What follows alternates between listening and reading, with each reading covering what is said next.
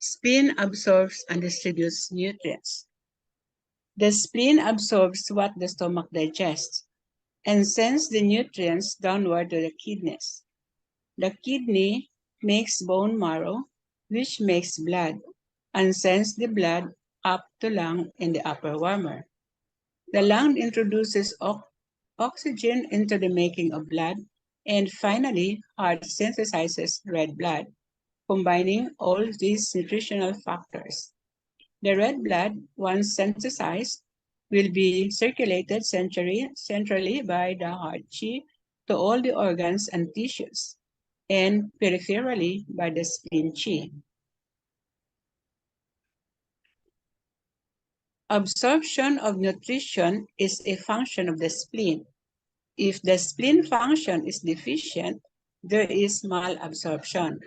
So diabetes mellitus, where glucose absorption is affected, malabsorption, diarrhea after meals, or vomiting after meals are all examples of this. A patient with spleen chi deficiency has difficulty absorbing nutrients from the food he or she consumes and could therefore be malnourished. This is called spleen blood deficiency, meaning there is less stored nutrition in the blood.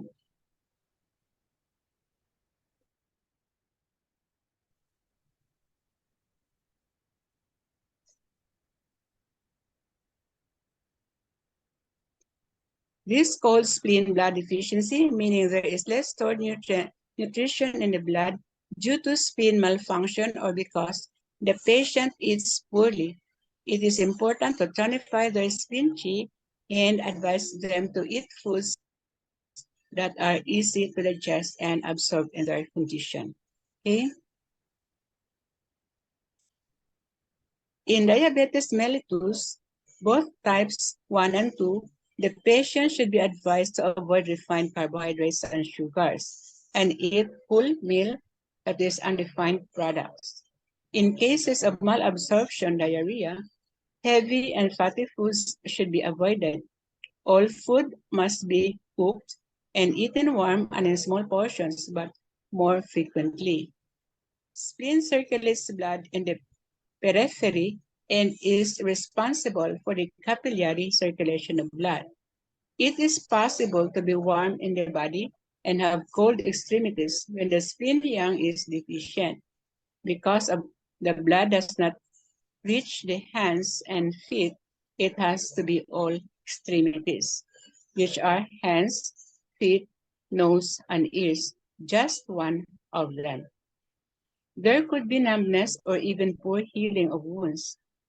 Reynolds syndrome and polyneuritis, common in diabetic or alcoholic patients, are some examples. Also, since the capillary circulation is affected, the blood and fluids stagnate here. The capillaries could be injured easily, thus causing bruising or slow bleeding symptoms such as easy bruising, spotting at the end of or between cycles of menstruation, bleeding gums, and microscopic bleeding in urine stools.